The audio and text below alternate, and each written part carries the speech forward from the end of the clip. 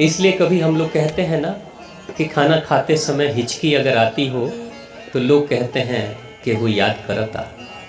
हाँ, ऐसा होता है माताएं, हिचकी आवेला।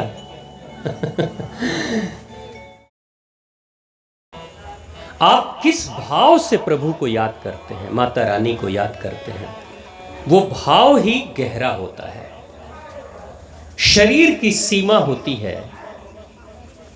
हम सभी यहां बैठे हुए हैं, हमारी सीमा है। कोई 5 फीट का है, कोई 6 फीट का है, कोई पतला है, कोई मोटा है, कोई छोटे बच्चे छोटे हैं।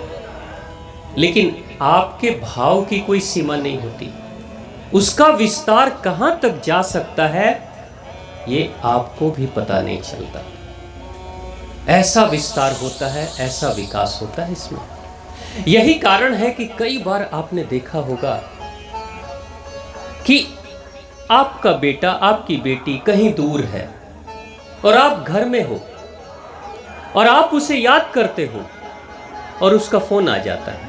कभी ऐसा हुआ? आपकी माँ आपको याद करती है, कहीं भी माँ है, आपकी माँ आपको याद करती है, आपके पिताजी आपको याद करते हैं, आपको उनकी याद आने लगती है। ऐसा हुआ आपके साथ? कितने लोगों के साथ ऐसा हुआ? ऐसा हुआ? हाथ उठाकर बताइए कि मेरे साथ ऐसा हुआ कि मैंने याद किया और उनको भी मेरी याद आ गई। यानी वो कौन याद कर रहा है? वो आपकी भावना याद कर रही है। उसकी कोई सीमा नहीं है। वो किसी दायरे में, किसी बाउंड्री में बंद नहीं हो सकता। आप बंद कमरे में हैं, खिड़की दरवाजे बंद हैं, वहां बैठकर याद करोगे, सोचोगे, याद उसको आएगी। याद जो 500 किलोमीटर दूर, 2000 किलोमीटर दूर भी है, उसको भी आपकी याद आ जाएगी। तो जब आम इंसान भी हम अगर उसे याद करें तो उस तक हमारी बात पहुंच जाती है और उसको भी मेरी याद आने लगती है, तो क्या हम भगवान को याद करेंगे तो भगवान को याद नहीं आएगी? हमारी आएगी कि नहीं? भगवान को भी याद आती है। कहते हैं, प्राचीन संतों ने कहा कि जब आप भगवान को याद करते हो ना, तो कभी ये मत सोचना कि मैं भगवान को याद कर रहा हूं। वो संत कहते हैं कि जब आपको भगवान की याद आएगी तो समझ लेना बहुत पहले भगवान ने आपको याद कर लिया है, अब आपको याद आ रही है। उसने याद किया, भगवान ने आपको याद किया है, इसलिए उसने जो याद की चिट्ठी भेजी है वो आप तक पहुंची है, अब आपके हृदय तक पहुंची है और तब आपको उसकी याद आ रही है।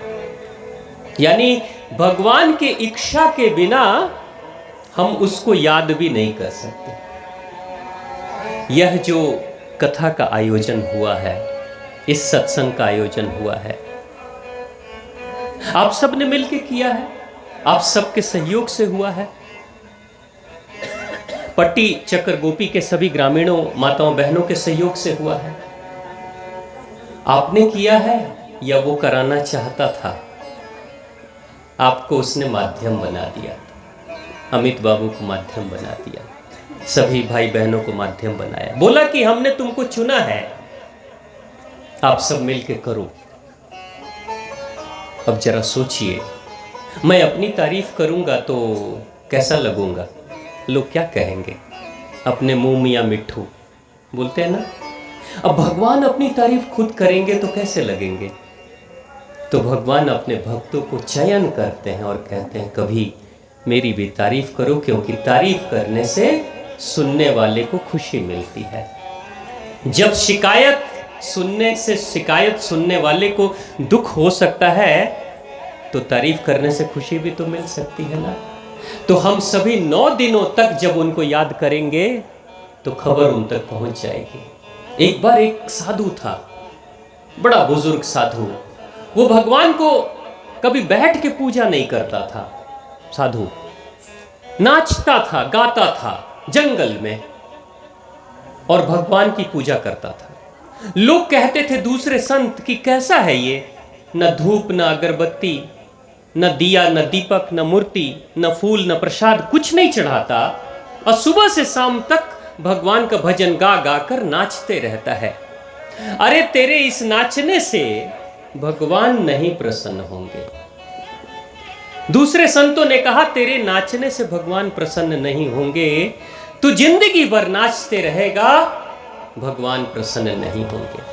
वो कहता है कोई बात नहीं, बारिश हो, आंधी आए, तूफान आए, बिजली कड़के, वो नाच रहा है, वो झूम रहा है। एक दिन बिजली कड़की, बहुत तेज बिजली कड़की, और आकाश से आकाशवाणी आई, गर्जना हुई, तेज आवाज कि मैं भगवान का दूत बोल रहा हूं। आवाज आई, मैं भगवान का दूत बोल रहा हूं, उनका दरबारी बोल रहा हूं। क्यों समय बर्बाद कर रहे हो? क्यों समय बर्बाद कर रहे हो साधु? भगवान प्रसन्न नहीं होंगे तेरे नाचने से। उनका द्वारपाल बोला, भगवान का द्वारपाल कहा कि तुम्हारे नाचने से भगवान प्रसन्न नहीं होंगे। ऐसा कहकर आकाशवाणी शांत हो गई। आजू बाजू के संतों ने, साधुओं ने जो सुना, वो दौड़ दौड़ कर आए और कहते हैं हम कहते थे ना, भगवान तेरे नाचने से प्रसन्न नहीं होंगे, तू फिजूल में अपना समय बर्बाद कर रहा है। साधु उस दिन सबसे ज्यादा नाचा, जोर जोर से नाचा, इतना तेज नाचा कि उसके पैर में छाले पड़ गए थे नाचते नाचते। वो कहते हैं पागल हो गया क्या? अब तो भगवान भी प्रसन्न नहीं होंगे, आकाशवाणी हो गई है, फिर भी क्यों नाच रहा है? साधु कहता है भगवान प्रसन्न हैं या नहीं है, होंगे या नहीं होंगे, इसकी मुझे कोई खबर नहीं, लेकिन इतना तो पक्का हो गया कि मेरी आवाज भगवान तक पहुंच रही है। अगर मेरी आवाज भगवान तक पहुंच रही है, भगवान के दरबार तक पहुंच रही है, कान में अगर सुनाई दे रही है मेरे भजन की आवाज, मेरे नाचने की आवाज, तो एक ना एक दिन प्रभु सुनते सुनते मोहित भी हो जाएंगे और प्रसन्न भी हो जाएंगे। इसलिए मैं नाचता हूं, इसलिए मैं नाचता हूं, मैं रुकूंगा नहीं। यानी वो कहते हैं ना, प्रेम की भावनाएं ऐसी होती है ना कि जब वो हृदय की गहराई से, जितनी गहराई से आपके अंदर से निकलेगी, उतने ही गहराई तक भगवान तक वो वाणी पहुंच जाएगी।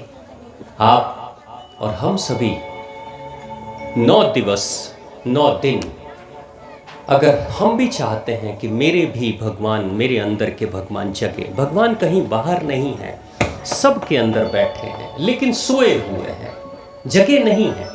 उनको जगाना है, उनको पाना नहीं है, उनको जगाना है। भगवान की एक शर्त है, भगवान कहते हैं अगर तुम मुझे प्रसन्न करना चाहते हो, मेरी शर्तों को पूरी कर दो, मैं प्रसन्न हो जाऊंगा। तो हम भगवान को खुश करना चाहते हैं? कितने लोग भगवान को खुश करना चाहते हैं? हाथ उठाइए। बच्चे भी खुश करना चाहते हैं? बहुत बढ़िया, जोरदार तालियां, बहुत बढ़िया। तो भगवान को प्रसन्न करना चाहते हैं तो गुण क्या है? भगवान कहते हैं कि जो गुण मैंने बताया, उस गुण को धारण कर लोगे तो मैं प्रसन्न हो जाऊंगा। अभी हमने किस भगवान को पुकारा? भगवान गणपति गणेश को पुकारा। भगवान गणपति गणेश अगर प्रसन्न होंगे, अगर भगवान गणपति गणेश प्रसन्न हो जाएंगे, तो गणपति गणेश तो प्रसन्न होंगे, तो मिलेगा क्या हमें? कैसे पता चलेगा कि भगवान गणपति गणेश मुझसे प्रसन्न हैं? कैसे पता चलेगा, कैसे जानेंगे? भगवान गणपति गणेश बुद्धि के देवता हैं। विशाल सर, बड़ा मस्तिष्क, यानी कि बुद्धि तेज है, प्रखर बुद्धि, बुद्धि के देवता। तभी तो जब प्रतियोगिता हुई थी सभी देवी देवताओं में, तो बताया गया कि ब्रह्मांड की परिक्रमा जो सबसे पहले करके आएगा वही प्रथम पूज्य होगा, पहली पूजा उसी की होगी। तो सब अपने अपने वाहन लेकर निकल पड़े थे पूरे ब्रह्मांड की परिक्रमा करने। भ्राता कार्तिक जी महाराज किससे निकले थे परिक्रमा करने? मोर से निकल गए थे परिक्रमा करने, क्योंकि मोर तो बहुत तेज उड़ान भरेगा, तो मोर से निकल गए। अब सब अपने अपने तेज वाहन से निकल गए, लेकिन भगवान गणपति गणेश अपने मूषक की सवारी करते हुए उन्होंने ब्रह्मांड की परिक्रमा कर ली। और जल्दी पहुंच भी गए। लोगों ने पूछा ये ब्रह्मांड की कैसी परिक्रमा हुई, तो वो कहते हैं जिसने हमें पैदा किया, जिस माता और पिता ने हमें पैदा किया, वही तो हमारे लिए दुनिया है, हमारे लिए ब्रह्मांड है। जब वो मिल गए तो सब मिल गया। अब कौन से ब्रह्मांड की परिक्रमा मैं करूंगा? जिसने जो पैदा किया वही मेरी दुनिया, मेरे संसार, मेरी ब्रह्मांड सब वही हैं। उनकी बुद्धि के बारे में सोचकर सबने कहा कि बात तो सही है। जो माता पिता तुम्हारे हैं उनको छोड़कर तुम कौन से दुनिया में परिक्रमा करने जा रहे हो? जिसके कारण से तुम उत्पन्न हुए, जिसके कारण से तुम्हें सुख सुविधाएं मिली, जिसके कारण से शरीर मिला, जिसके कारण से सभी खुशियां मिली, वही तो तुम्हारी दुनिया है, वही तो सब कुछ है। इसलिए प्रथम पूज्य भगवान गणपति गणेश हैं। अब हम सभी गणपति गणेश की पूजा करते हैं तो भगवान गणपति गणेश प्रसन्न होंगे। लेकिन भगवान गणपति गणेश किसकी पूजा करते हैं? किसकी करते हैं? अपने माता पिता की करते हैं। तो माता पिता उनके प्रसन्न हो जाते हैं तो उससे पूरी दुनिया को आशीर्वाद मिलता है। यानी भगवान गणपति गणेश क्या कह रहे हैं? लाख पूजा पाठ कर लो, मंदिर चले जाओ, तीर्थाटन कर लो, तीर्थ यात्रा कर लो, लेकिन कहीं आपके माता और पिता रूपी भगवान घर में आपसे दुखी हैं तो देवी देवताओं का भी प्रसाद नहीं मिलेगा, वो नहीं मिलेगा। इसलिए उस देवी देवता को सबसे पहले उसकी पूजा करो जिसने आपको पैदा किया, इस दुनिया में लाया है। और तब जाकर गणपति गणेश यानी गणपति गणेश को प्रसन्न करना है तो माता पिता की पूजा करो। माता पिता को श्रद्धा के दृष्टि से देखो, माता पिता का कहना मानो। अगर कोई बात सहमति न बन पाए तो मिल बैठ कर बात करो, लेकिन उनको छोड़कर मत चलो, साथ लेकर चलने की कोशिश करो। क्योंकि एक बाप ही ऐसा व्यक्ति होता है, एक माँ ही ऐसी स्त्री होती है जो अपने बेटे और बेटी से हार कर भी जीत जाते हैं, हार कर भी जीत जाते हैं। बाप ने पढ़ाई नहीं की, लेकिन जिस दिन पता चलता है बाप को कि मेरा बेटा मुझसे ज़्यादा पढ़ गया, मेरी बेटी मुझसे ज़्यादा शिक्षित हो गई, उस दिन हारा हुआ बाप भी छाती चौड़ा करके घूमता है कि मैं नहीं पढ़ा लेकिन मेरी बेटी पढ़ ली, मेरा बेटा पढ़ लिया। होता है कि नहीं? आपसे जो भी हारता है इस दुनिया में वो दुखी होता है, हार कर कोई खुश नहीं होता। लेकिन एकमात्र आपके माता पिता हैं जो आपसे हार कर भी खुश हो जाते हैं। इसलिए उसकी पूजा करो। तो प्रेम से बोलिए अपने अपने माता पिता की, सभी पूर्वजों की, तालियों की सेवा। कमाई बाप के सुरतिया दोबारा ना मिली, बार बार मिल जाई हो, बार बार मिल जाई, बार बार मिल जाई, धन दौलतिया दोबारा ना मिली, वो दोबारा ना मिली। जोर से हाथ ऊपर। बाप के सुरतिया दोबारा ना मिली, माई बाप के सुरतिया दोबारा ना मिली। अमृत के धार के हूँ के तनु पियाई एगो माई बिना, अमृत के धार के हूँ के तनु पियाई एगो माई बिना।